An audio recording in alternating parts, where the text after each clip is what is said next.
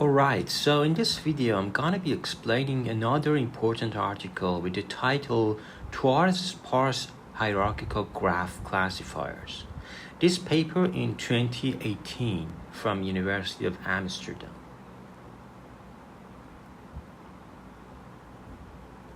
Recent advances in representation learning and graphs, mainly leveraging graph convolutional networks, have brought a substantial improvement on many graph-based benchmark tasks, while novel approaches to learning node embeddings are highly suitable for node classification and link prediction.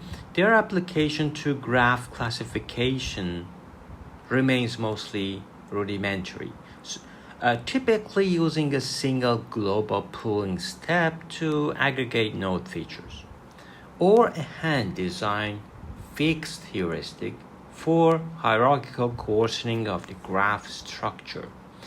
An important step towards ameliorating this is differentiable graph coarsening, the ability to reduce the size of the graph in an adaptive, data-dependent manner within a graph neural network pipeline, analogous to image downsampling within CNNs. However, the previous prominent approach to pooling has quadratic memory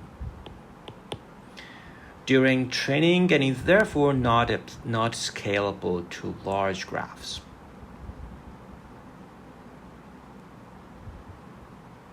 So we combine several recent advances in graph neural network design to demonstrate that competitive hierarchical graph classification results are possible without sacrificing sparsity.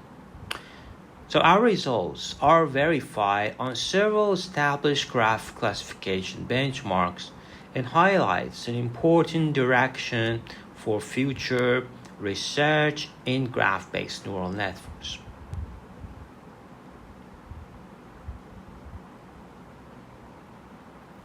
Generalizing convolutional layer 2 graphs has been a very active area of research with several graph convolutional layers proposed in recent times, significantly advancing state-of-the-art challenging node classification. It is analogous to image segmentation. If you use UNet, you know that this is a very good model for image segmentation. But for pooling, we have graph UNet. Similar thing. First, downsample the graph, and then upsample it. Then you get the reconstruction error. So the similar paradigm of UNet can be used for graph UNet.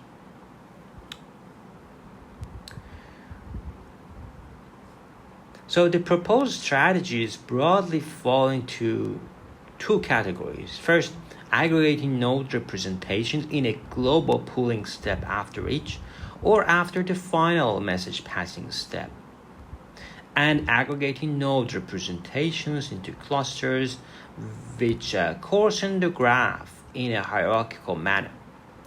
Apart from these references, all earlier works in this area assume the fixed predefined cluster assignment that is obtained by assuming a clustering algorithm on the graph node. So the main insight by recent works is that intermediate node representations can be leveraged to obtain both feature and structure-based cluster assignments that are adaptive to the underlying data and that can be learned in a differentiable manner. So the main limitation of diffpool is computation of soft clustering assignment. It takes order of k number of vertices squared storage complexity, which is pretty bad.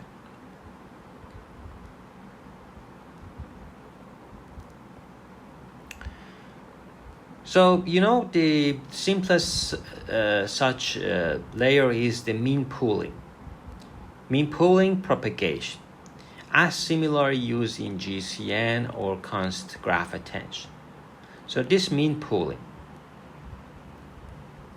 And to make sure that the graph downsampling layer behaves automatically with respect to a wide class of graph sizes and structures, we adopt the approach of reducing the graph with a pooling ratio. So unlike diffpool, which attempts to do this via computing a clustering of n nodes into these clusters, number of clusters, we leverage the recently proposed graph unit architecture, which simply drops n number of kn nodes from the original graph. So the choice of which nodes to drop is done based on projection score against a learnable vector. In order to enable a gradient to flow into P, the projection scores are also used as gating values, such that retained nodes receiving lower scores will experience less significant feature retention. Fully written out, the operation of this pooling layer may be expressed as follows. So like any other, you get the top K after you do projection. So your adjacency matrix is now quotient. And then to summarize the output graph of the L convolutional, then we just take the sum at the max of and then concatenate with X. And we go over all of the nodes. And the ith node, for example, we have ith node feature, which is X sub I. So we are concatenating also with the maximum of X sub I. So what we are doing, either mean and max should be concatenated, and you get the after multilayer perceptron, you can do prediction. This is the full pipeline of this model, leveraging several stacks of interleaved pooling layers. Unlike diffpool, drop rather than aggregate nodes. And for these very good benchmarks like protein, D&D enzymes, also collab, you can see different, they start from traditional graph-led 1WL model, diffpool, different kinds of diffpool, and then this paper, which has a better performance, for example, for D&D. In some of them, of course, still diffpool is better here, but in general, it has a good performance.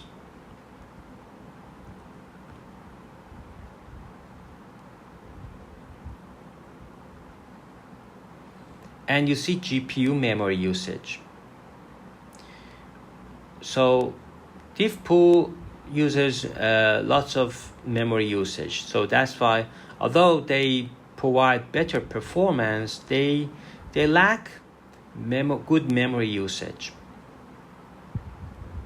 So that is the drawback of diffpool. Always higher memory usage, which is very bad.